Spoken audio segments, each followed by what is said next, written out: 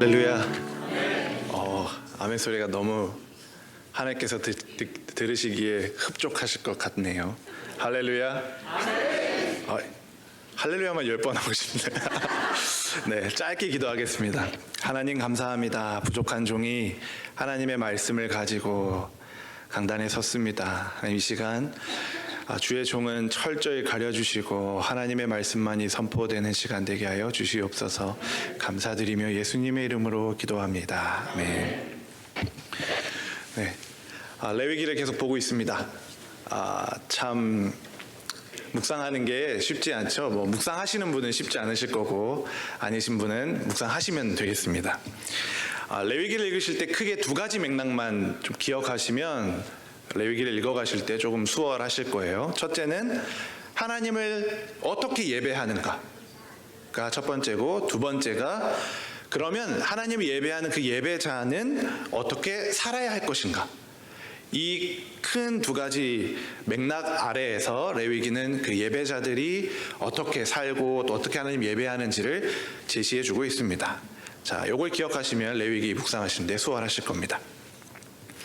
자, 그럼 이 맥락 안에서 오늘 본문을 한번 봅시다. 오늘 본문은 정결법이라고 하는 그 법의 일부분입니다. 정결법이 뭐냐?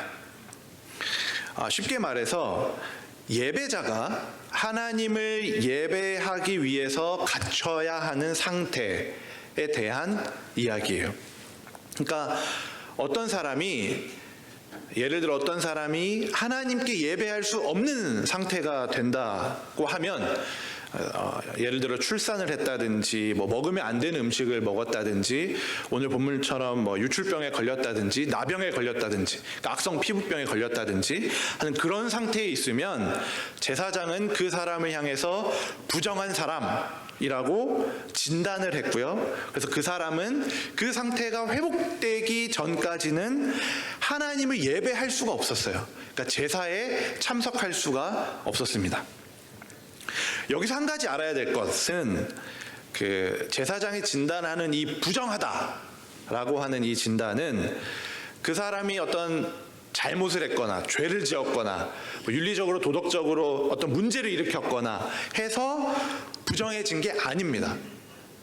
그러니까 이 사람이 잘못을 해서가 아니라 그 사람의 상태가 제사를 드려야 하는데 제사를 드릴 수 없는 상태가 되었을 때 부정하다고 하는 거예요. 그러니까 거꾸로 생각하셔야 됩니다. 그러니까 이 사람의 상태가 윤리적 도덕적 죄가 아니라 부정한 상태가 되었을 때, 그러니까 제사를 드릴 수 없는 상태가 되었을 때 부정하다. 이렇게 거꾸로 이해하셔야 됩니다. 자, 이런 정결법 중에 하나가 오늘 우리가 함께 읽은 유출병에 대한 내용과 마지막에 남녀 간의 성적인 관계에 대한 두 가지 내용입니다. 자, 2절을 먼저 보면 이런 표현을 하고 있습니다. 누구든지 그 몸에 유출병이 있으면 그 유출병으로 말미암아 부정한 자라. 여기서 말하는 이 몸은 이제 남녀의 성기를 가리켜요. 그래서 그거를 성경이 돌려서 은유적으로 표현한 거고, 그 다음에 유출병은 이제 피나 고름이 흐르는 상태를 칭할 때 이제 한국말로 번역해서 유출병이라고 번역했는데, 그러니까 피가 고름이 흐르는 상태를 지칭합니다. 그러니까 이 몸에 유출병이 있다는 말은 성기에 피나 고름이 흐르고 있는 상태인 겁니다. 자, 이런 상태가 되면 제사를 드릴 수 없는 상태가 된 거예요. 그래서 부정하다라고 여겨졌습니다. 그러면 이게 왜 부정한가? 제가 지난 화요일 날 새벽 설교 나오신 분들은 아시겠지만 잠깐 이 부분에 대해서 설명을 했거든요. 짧게 설명드릴게요. 구약의 제사는 피의 제사입니다. 동물을 죽여서 피를 흘리게 하는 제사예요. 그러니까 내가 죄인인 내가 거룩하신 하나님께 예배하고 하나님과 관계를 맺고 하나님 앞에 나아가도록 하기 위해서 죄인인 내가 거룩하신 하나님과 함께할 수 없으니 그 대신에 동물을 대신 죽여서 그 피로 일시적으로 나를 정결하게 하고 그 정결한 상태를 일시적으로 획득한 다음에 하나님께 나아가는 그런 피의 제사였습니다. 그러니까 사실상 신약 시대도 피의 제사인 건 마찬가지예요. 그 대신에 동물이 아니라 예수님의 피로 피 흘리신 피의 제사입니다. 예수님께서 한 번에 단번에 십자가에서 영원히 우리의 죄를 속죄하셨고 그 피를 힘입어서 이제 우리는 하나님께 나아가는 거죠. 그러니까 그게 구약과 신약의 차이인데, 이제 구약 시대 때 제사를 드릴 때 이 제사 안에 들어올 수 있는 피는 내 죄를 대신하는 피밖에 없었어요. 그러니까 제사 때 그 피가 아닌, 내 죄를 대신한 피가 아닌 피가 제사에 들어와서는 절대로 안 되는 겁니다. 들어와서도 안 되고 들어올 수도 없었습니다. 자, 그렇기 때문에 사람의 몸에 어떤 출혈이 있다든지 어떤 분비물이 있다든지 하면 제사에 출입할 수가 없었어요. 그래서 그때 당시에 어떤 병에 걸린 사람들, 특히 출혈과 관련된 상태에 있는 사람들은 예를 들면 출산이나 악성 피부병, 또 오늘 우리가 함께 해본 유출병, 혈루병 이런 것과 같은 그런 상태에 대해서 제사를 드릴 수 없기 때문에 부정하다라고 진단한 겁니다. 그래서 오늘 본문 이 2절에서 15절까지가 방금 제가 말씀드린 이 부분과 관련된 유출병에 대한 내용이고, 그래서 유출병에 걸리면 어떻게 해야 되는지, 그 부정을 어떻게 해결할 것인지, 그리고 그것이 나은 다음에 그 다음에 제사는 또 어떻게 드리러 와야 되는지, 이런 것들을 안내하는 것이 이제 2절부터 15절까지의 내용이고, 그 다음이 16, 17, 18절 남녀가 성관계를 맺었을 때에 대한 진단에 대한 내용입니다. 자, 이것이 이제 오늘 본문의 대략적인 내용인데, 오늘 본문에 나타나는 이 영적인 의미에 대해서 제가 처음에 말씀드린 그 레위기의 큰 맥락, 예배자는 어떻게 살아야 하는가라는 이 맥락 아래 세 가지로 좀 정리해 보고자 합니다. 자, 그러면 그것의 첫 번째, 예배자는 어떻게 살아야 하는가? 우리가 사는 방법 첫 번째, 너는 나 이외에 다른 신을 내게 두지 말아라 입니다. 자, 먼저 16, 17, 18절을 먼저 보겠습니다. 이 본문은 남녀 간의 성적인 관계를 진단한 그런 내용이라고 말씀드렸잖아요. 그러니까 남녀가 같이 성관계를 하는 도중에, 아니면 남자 혼자 뭐 예를 들면 몽정이라든지 이런 것들을 통해서 설정을 하게 되는 경우는 그 남자 혹은 여자는 저녁까지 부정하다라는 내용입니다.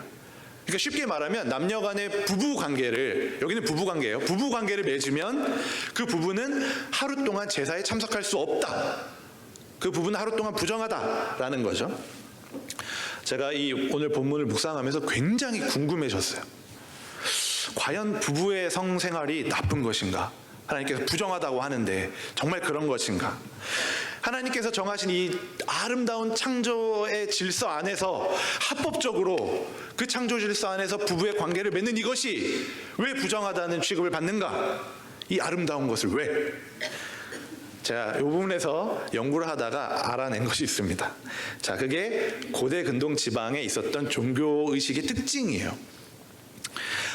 자, 이제 이스라엘 백성이 이 법을 받을 때, 이 레위기의 법을 받을 때가 언제였냐면, 이제 모세가 이스라엘 백성들을 출애굽시켜서 광야에서 돌다가 시내산에서 받은 거거든요. 그러니까 이때는 하나님께서 약속하신 이 가나안 땅으로 향하는 과정이었어요. 그래서 그 가나안으로 가서 이제 이 이스라엘 백성들은 앞으로 이 법을 가지고 가나안으로 가서 땅을 취해야 됐고 그들과 싸워야 됐어요. 근데 이 싸움은 단순히 물리적인 땅을 취하는 싸움이 아니라 영적인 전쟁이기도 했습니다.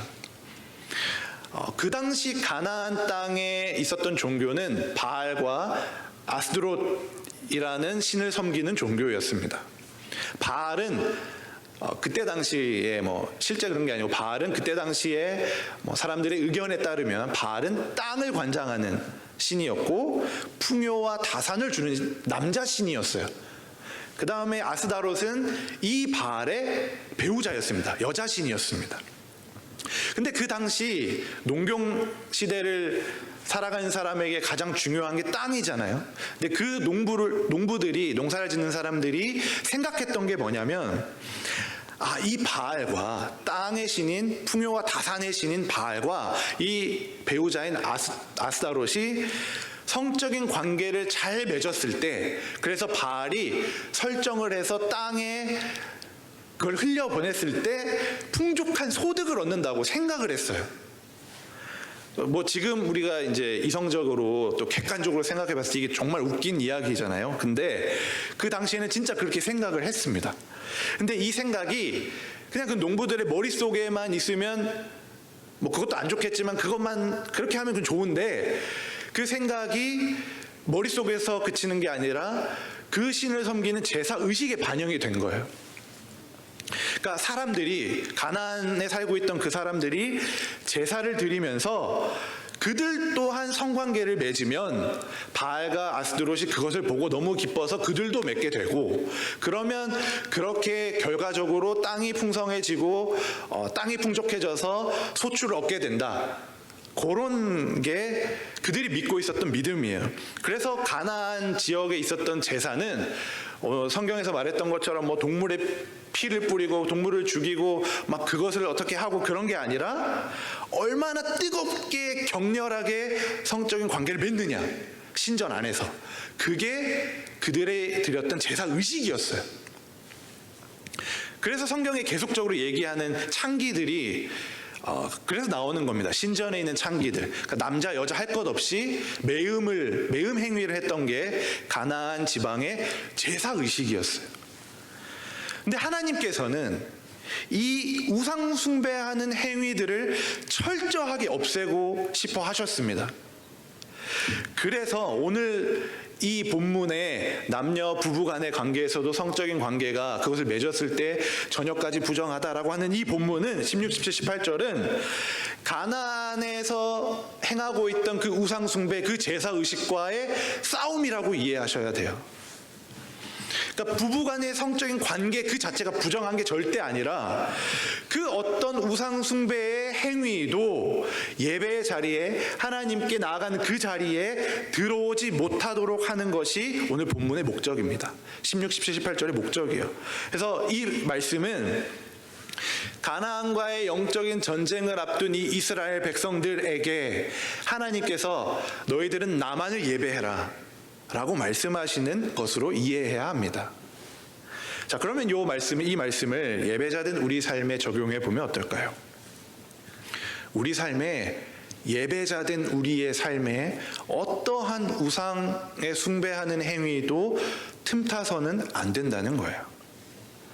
하나님께서는 심지어 너무 아름답게 창조하신 그 부부간의 관계조차 우상 숭배의 위험이 될 수 있으니 예배의 자리에서, 하나님과의 관계 맺는 그 자리에서 멀리하라고 하셨어요.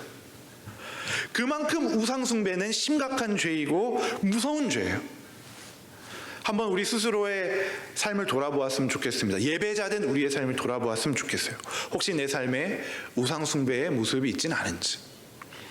우상 숭배는 다른 게 아닙니다. 우상 숭배는 하나님 없이 사는 거예요. 우상 숭배는 하나님보다 다른 어떤 것을 사랑하는 거예요. 더 사랑하는 거예요.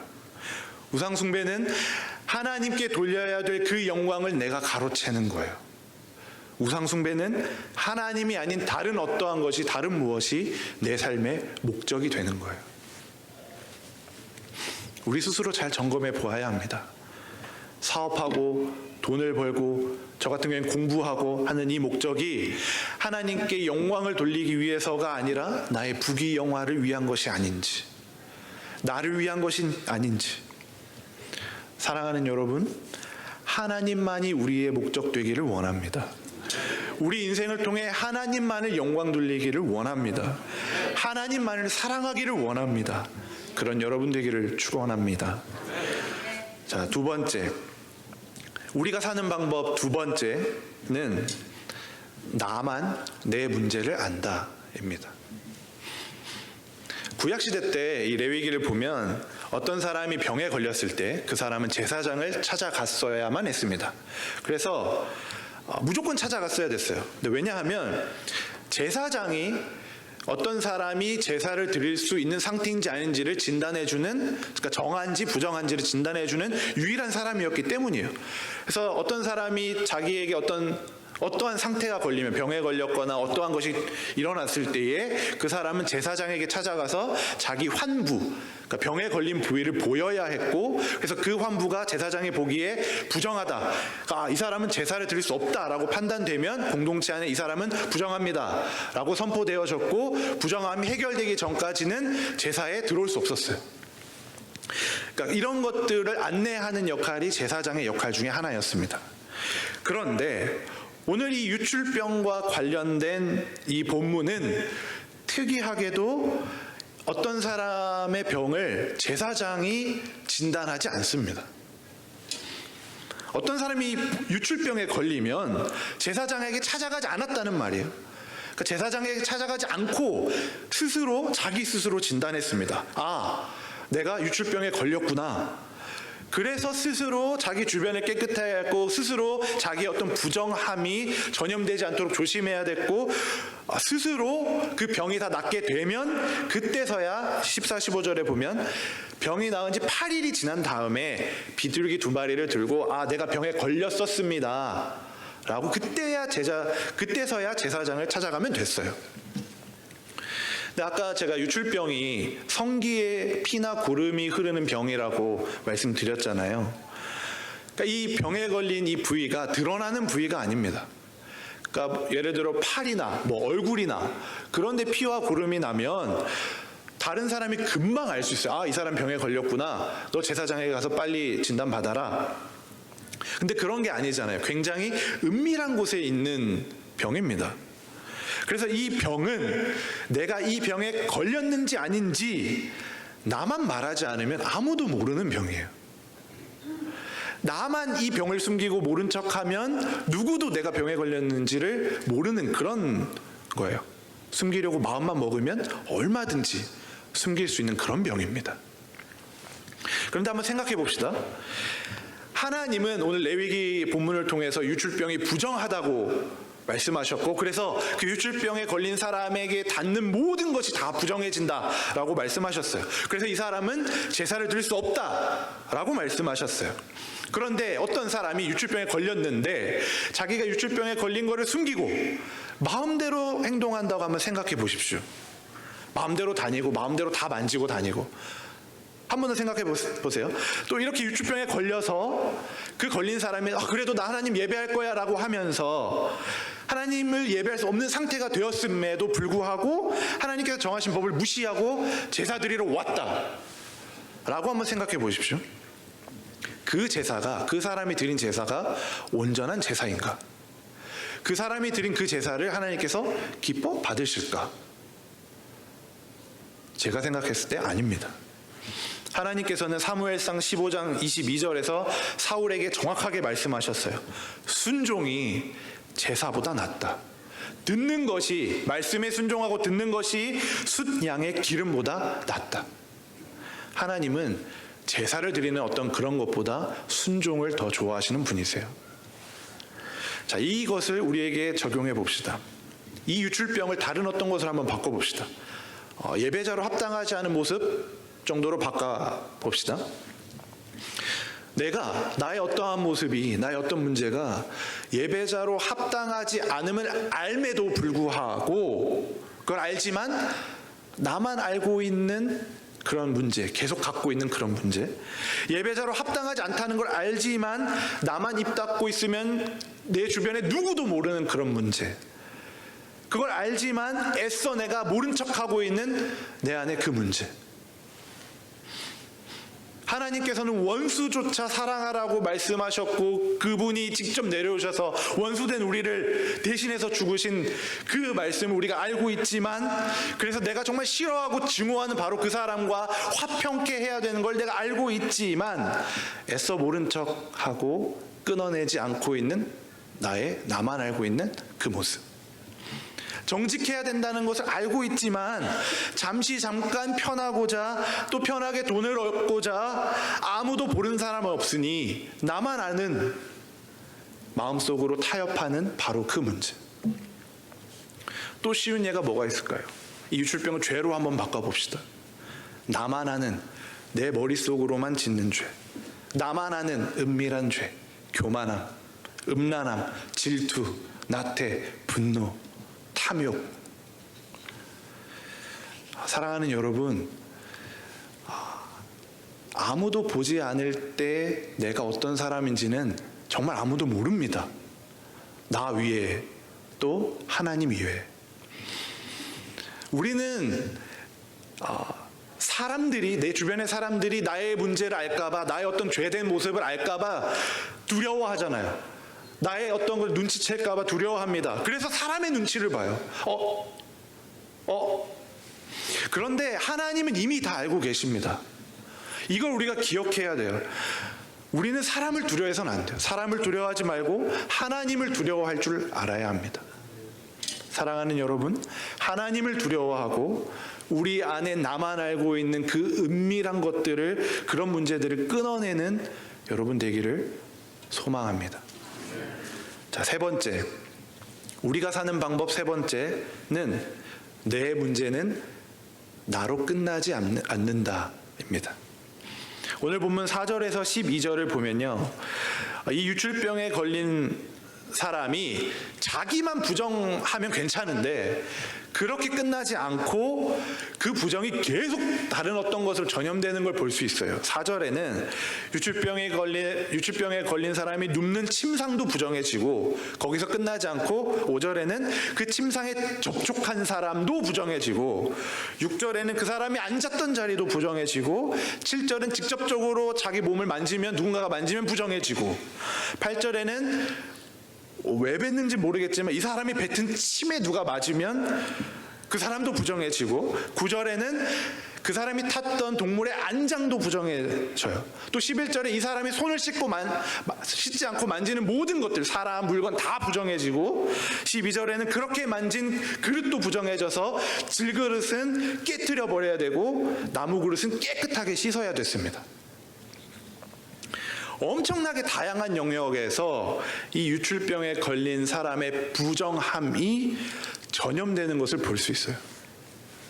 아담의 죄가 전 인류를 타락시켰던 것처럼, 예수님께서 죄를 누룩이라고 표현하셨던 것처럼 내 개인의 문제, 나의 문제, 내 개인의 죄, 나의 죄, 내가 하나님 앞에 예배자로 제대로 서 있지 않은 그 모든 것이 내 안에서만 끝나지 않고 내가 속한 공동체, 내가 만나는 모든 사람에게로 전염된다는 거예요. 이게 죄의 위험성입니다. 성경 곳곳에서 이 위험성을 우리에게 계속 알려주고 있어요. 열왕기상 14장 16절에 여호와께서 여로보암의 죄로 인하여 이스라엘을 버리시니 이는 저도 범죄하고 이스라엘도 범죄케 하였음이라. 여로보암이라는 한 사람의 죄가 이스라엘에게 전염됐을 때 하나님은 그 결과로 이스라엘을 버리셨어요. 또 여호수아 7장 1절, 우리가 잘 아는 아간의 죄가 나옵니다. 이스라엘 자손들이 온전히 바친 물건으로 말미암아 범죄하였으니 이는 유다지파 세라의 증손 삽디의 손자 갈미의 아들 아간이 온전히 바친 물건을 가졌음이라. 여호와께서 이스라엘 자손들에게 진노하시니라. 아간이라는 한 사람이 지은 범죄함 때문에 그 사람만 벌받는 게 아니라 하나님께서는 이스라엘 백성들에게 진노하셨어요. 그래서 이스라엘 백성이 아이성과의 전투에서 패배합니다. 우리가 기억해야 할 것, 나 한 사람의 죄가 나로 끝나지 않고 그것이, 그 문제가 내가 속한 공동체, 가정, 교회, 학교, 직장, 민족, 더 나아가서는 온 전 지구적으로 파멸을 이끌고 올 수도 있다는 거예요. 지구는 너무 커서 실감이 좀 안 나시죠? 좁혀서 생각해 봅시다. 내가 짓는 그 문제가, 내가 짓는 그 죄가 내 자녀에게 전염된다면, 내가 짓는 그 죄의 결과가 내 자녀가 감당해야 하는 것이라면, 내 죄 때문에 내 가정이 망하게 된다면, 사랑하는 여러분, 우리가 예배자로 합당한 삶을 살지 않는다면 그 결과는 나만 겪는 게 아닙니다.